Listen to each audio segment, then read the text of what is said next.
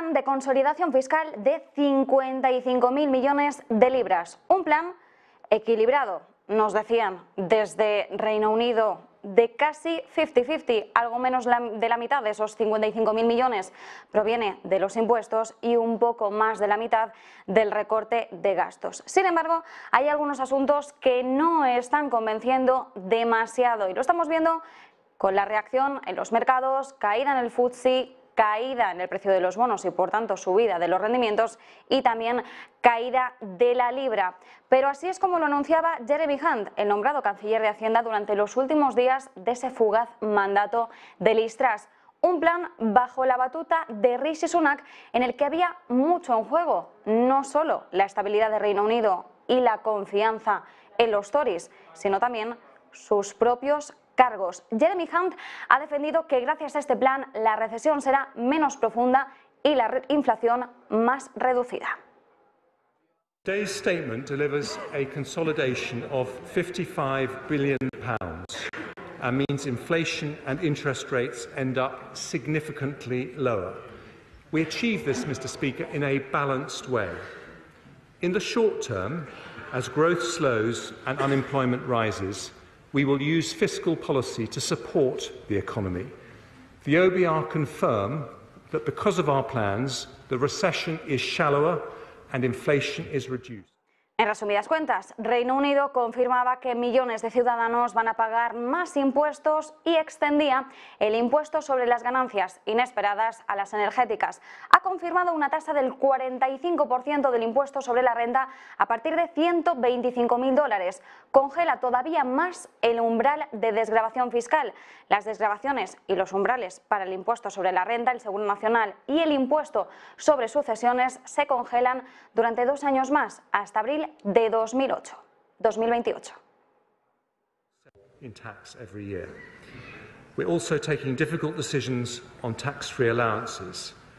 I'm maintaining at current levels the income tax personal allowance, higher rate threshold, main national insurance thresholds and the inheritance tax thresholds for a further 2 years, taking us to April 2028.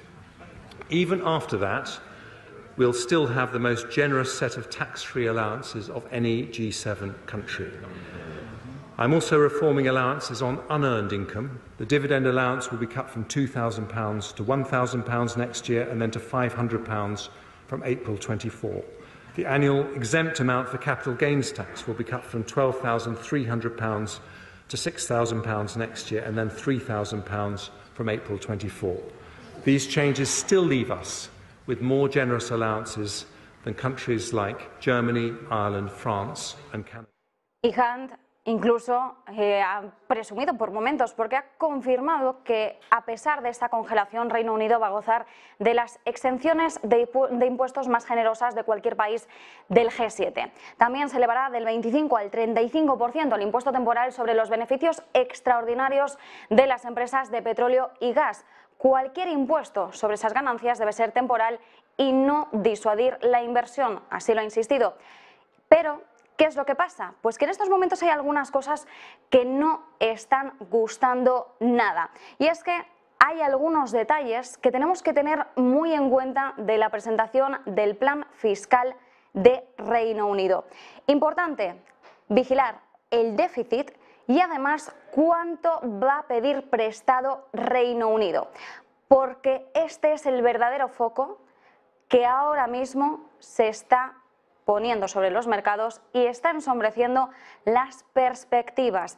Es más, en estos momentos lo que se dice es que el gasto de interés de la deuda del gobierno ha alcanzado ya el nivel más alto desde justo después de la Segunda Guerra Mundial y lo que se espera es que Reino Unido pida el año que viene prestado el triple de lo que se esperaba en un principio y el mercado hoy ha visto que el nivel de déficit de Reino Unido es mucho más elevado de lo que había interiorizado en un primer momento y esta es la nota negativa que en estos momentos está ensombreciendo el panorama y que no está gustando nada, como decimos, a los mercados.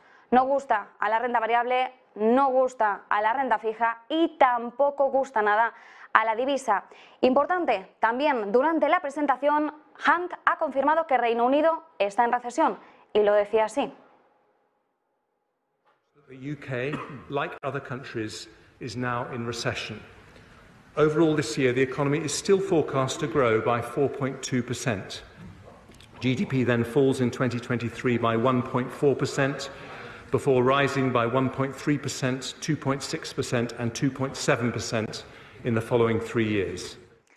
Pero como decimos, el canciller ahora mismo, por lo que sobre todo tiene que recortar gastos y aumentar los impuestos tan drásticamente, es porque el coste de la deuda pública, la cantidad que tiene que pagar para sus préstamos, ha aumentado enormemente este año.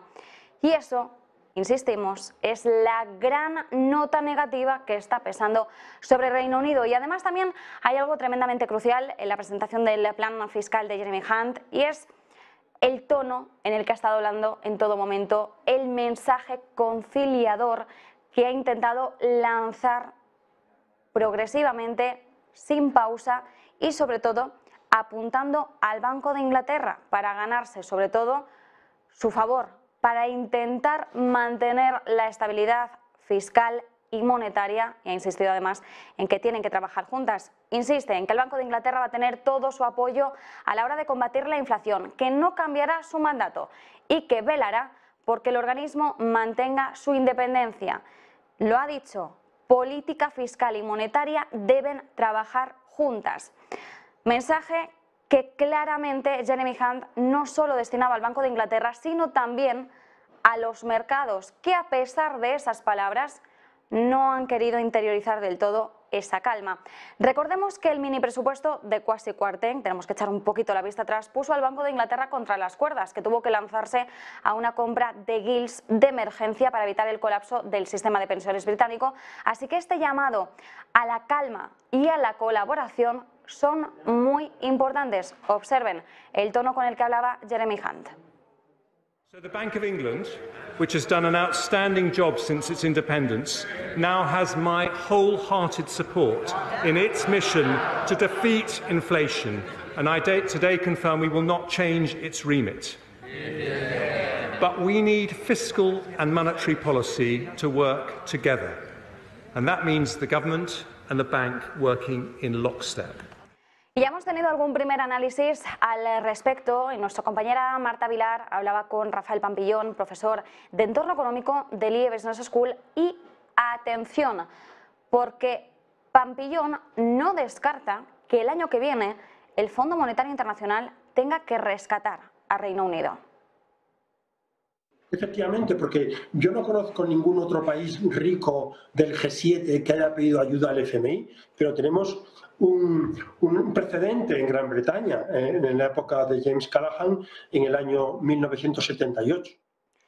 Hunt y Sunak además se juegan mucho. Recordemos que los dos últimos planes fiscales, llenos de promesas de rebajas, en este caso tenemos todo lo contrario, fueron la puntada final para los dos últimos primeros ministros británicos y sus cancilleres. Listras con el mini presupuesto de Kwasi Kwarteng, que casi provoca, como decíamos, un colapso en el sistema de pensiones. Y Boris Johnson, que aunque el principal motivo fue una enorme crisis de confianza, no debemos olvidar que intentó aferrarse a su puesto con uñas y dientes, prometiendo una gran rebaja fiscal. No era ningún secreto en Downing Street que Johnson y Sunak tuvieron muchas discusiones acerca de esa rebaja fiscal que el por entonces primer ministro anunciaba a bombo y platillo. Johnson pretendía salir de sus enredos políticos con más promesas de gasto y Sunak veía un horizonte plagado de nubarrones y luchaba por mantener una disciplina fiscal. La dimisión de Sunak hizo que Johnson se confiase y el hombre elegido para esa prometida rebaja fiscal, recuerden, fue Nadhim Zahawi.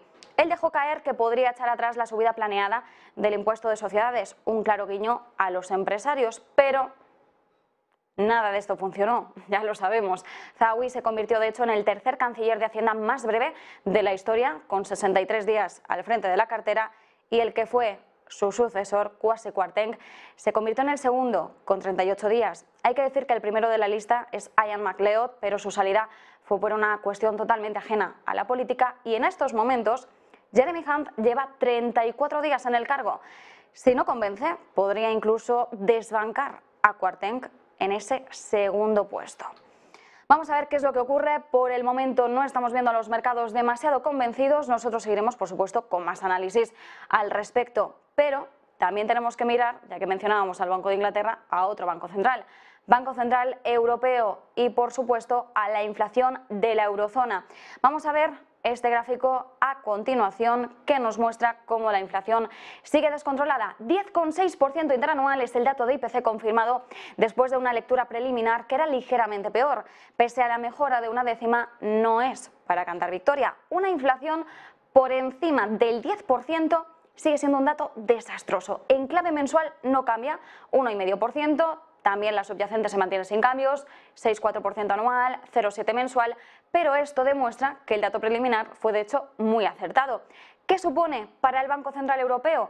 Pues lo mantiene contra las cuerdas, claramente. El mes que viene, recordemos, el Banco Central Europeo, a mediados de diciembre, afrontará la última reunión del año y por el momento parece que la intención es relajar el ritmo. Un Banco Central Europeo más flexible y menos rápido, decía esta semana uno de sus miembros, Bill Roth. 50 puntos básicos parece que es la apuesta frente a los 75 anteriores. Así que al Banco Central Europeo, por el momento, no le queda otra. Además, recordemos que la estimación para ver los efectos de la subida de tipos sobre la inflación respecto a Europa es bastante más lejana respecto a la Reserva Federal. Parece que los efectos los vamos a ver antes en Estados Unidos que en el caso de Europa. Veremos a ver qué es lo que ocurre. Pero también tenemos que hablar de la Reserva Federal porque en estos últimos instantes ha estado hablando James Bullard, uno de los más agresivos, una de las voces más hawkish, podríamos decir, de la Fed. Hoy se ha pronunciado, y ojo, porque Bullard no se ha andado con tonterías, le pone más deberes a la Fed. ¿Quién hablaba de una pausa? Con Bullard ha quedado por completo descartada.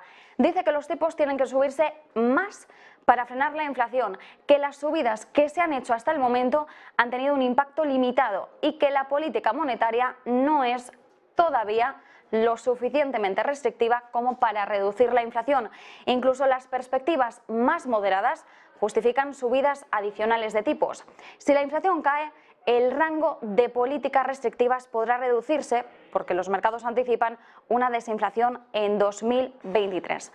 Todos estos mensajes son los que ha trasladado un James Bullard que ha querido zanjar cualquier tipo de mensaje que vaya encaminado a un parón por parte de la Fed, a una pausa en las subidas de tipos o incluso a una relajación mayor de lo que podríamos prever. James Bullard insiste en que hay que seguir subiendo los tipos, que lo que se ha hecho hasta el momento no es suficiente, que ha tenido un impacto limitado sobre la inflación de la principal potencia económica del mundo. Así que sí, hemos visto a un James Bullard mostrando una agresividad en estado puro.